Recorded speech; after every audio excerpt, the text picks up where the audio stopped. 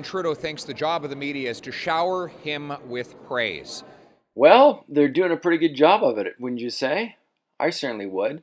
Welcome to Bourbon and Bullets, and today we're talking about the $600 million bailout that the current Liberal Party of Canada government is handing to the news media of Canada. Now, of course, we already give about, I want to say $1.5 billion, but I think it's more like about $1.2 billion to the CBC every year for them to be the unofficial ministry of propaganda for the Liberal Party, the ruling Liberal Party, which are basically handing off the country to the UN globalists. But that's don't let me digress. That's we've covered that one before. However, this is a very dangerous development. The media in Canada is already very much concentrated. It's the big four newspaper companies. Now, this $600 million is going to the big four. That would be Torstar, Glacier Media, Black Press, and Post Media.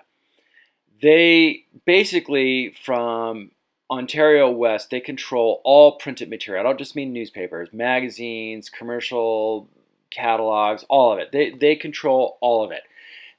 They are trying to paint this as helping independent newspaper companies. Well, take it for someone that ran an independent newspaper. Probably, yeah, I would hate to say it, but it's almost a decade ago now. Yeah, well, back then there were about a dozen truly independent newspapers left in British Columbia. Now we're lucky if we have a dozen newspapers, independent newspapers left in the entire country, and I mean the entire, including Quebec and the Maritimes. That's the position we're in. He knows it's total bullshit. They're not bailing out independent newspapers. This is a slush fund. They're basically nationalizing the newspaper industry. They've got the CBC, and so now they want to own the newspapers. And also some radio outlets are also, some other legacy, so-called legacy media outlets are also receiving funding. Now you think, well, how big are these companies? Because $600 million, is that really a lot to the bottom line? Yes, it is. Now, Glacier Media, which is I've covered this before, but it bears repeating. They are involved in tax fraud, computer piracy. They employ illegal overseas hackers. They're involved in illegal collusion with Black Press, and I mean, as far as I know, probably other companies as well. They used to be worth $250 million about a decade ago. Their market capitalization now is around $70 million and falling. So basically, for less than a fifth of this fund, they could buy Glacier Media. That tells you how important this money is to these companies. That is a policy of instituting state-run journalism. One union representing many of Canada's journalists, including many CBC employees, is pushing back against the allegation this will buy off the media. It's not like, for example, if the Kitchener-Waterloo Record was to report something negative about the government, they're going to take away their tax credit. They can't. They're eligible for that. The head of the Post Media chain, who says he hopes to hire more journalists because of this funding, is dismissing the criticism too. The Conservatives that are standing up criticizing this are just trying to make political hay when there's no political hay to be made. So that was Paul Godfrey, the CEO of Post Media. Now, it's hilarious that he's coming out and defending this, basically it's a nationalization by the Liberals of the news media.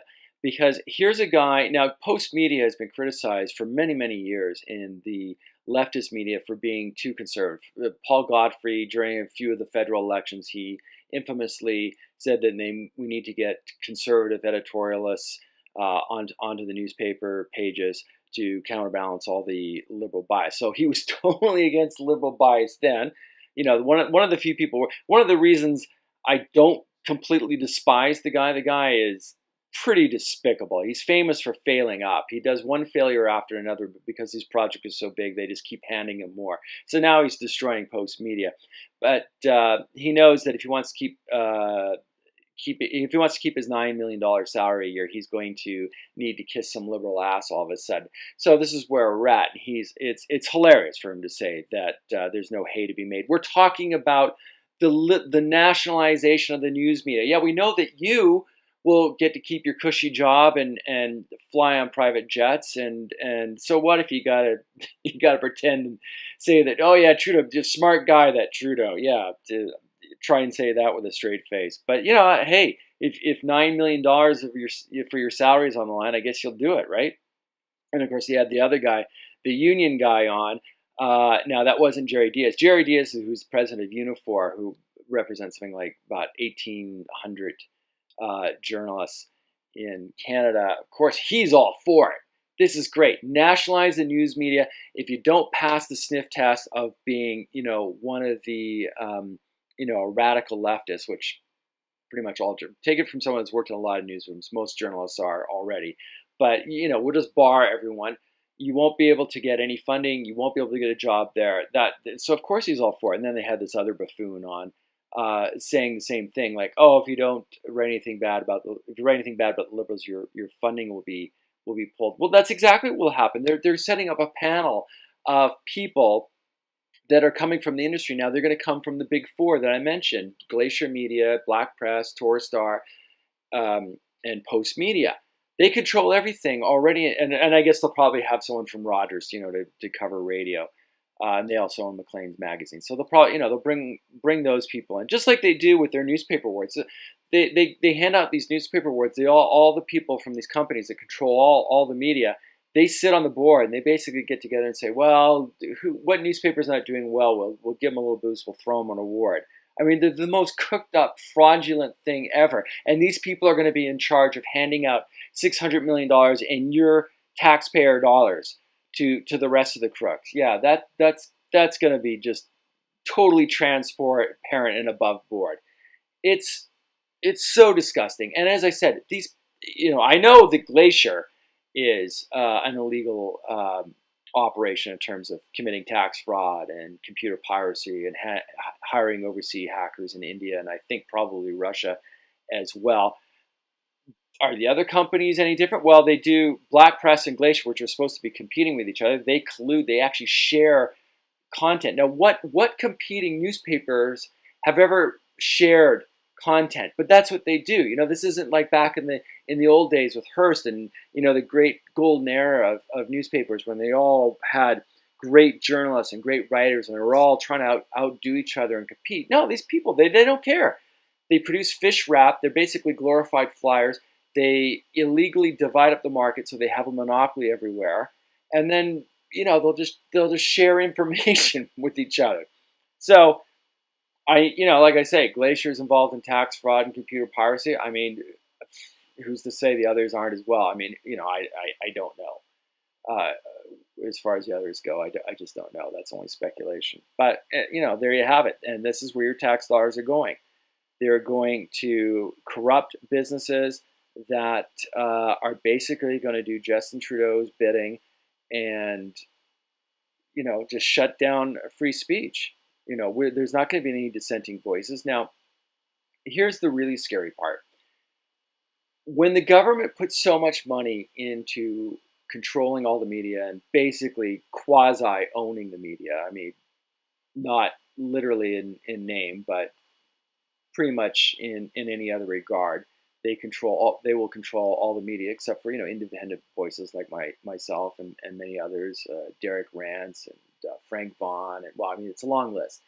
All those people out there on the internet, on YouTube, and other platforms that challenge these corrupt legacy media outlets. Now, that once this gets going, the government's going to say, well, we put all this money, all this tax dollar money into supporting these newspapers. We can't have competition because it's just for the public good. And then of course they'll use the bogus claims of fake news and policing offensive speech and all the rest of it. The government always brings things to you in the form of public safety. Oh, we're just trying to protect you, as they destroy your freedoms. And they hate freedom of speech above all, because without freedom of speech, they can bring in all the other draconian rules and regulations to control your lives that they want to do. So what's coming. They're going to bring in this. They're going to nationalize the newspapers and pretty much the rest of the media. They've already got the CBC, who's cheerleading the whole thing and putting out their misinformation reports. And then they're going to say, well, we can't have other voices, so they'll find a way to shut that down because it'll be in the name of public safety. So that's what we're up against. Am I being alarmist? No, I don't think I am. This is a very, very serious. We already had so much media concentration in Canada, the most of any Western industrialized world. Any other country in the Western industrialized world. Sorry, oh my God, I'm tripping over my words now. But forgive me. This is an important subject, and trying to get it all out without droning on forever. So I won't drone on forever. I think I've said enough for one day. I hope that you take this message. There's other people that are on top of this, and we'll be following the story. This isn't a one-off by far, because there's a lot here to unpack, and we will be delving into it in the months to come. That said, I am 100% viewer supported. I cannot monetize on YouTube because, as we all know, we can't have conservative voices. That's just too dangerous, apparently. So if you want to drop $1 or $2 in the virtual tip jar, links to Patreon and PayPal are in the description, and very much appreciate it. $1 or $100. No, but I mean, even if it's $1, it does. Every little bit helps. So thank you for watching and listening, and until next time, this has been Bourbon and Bullets.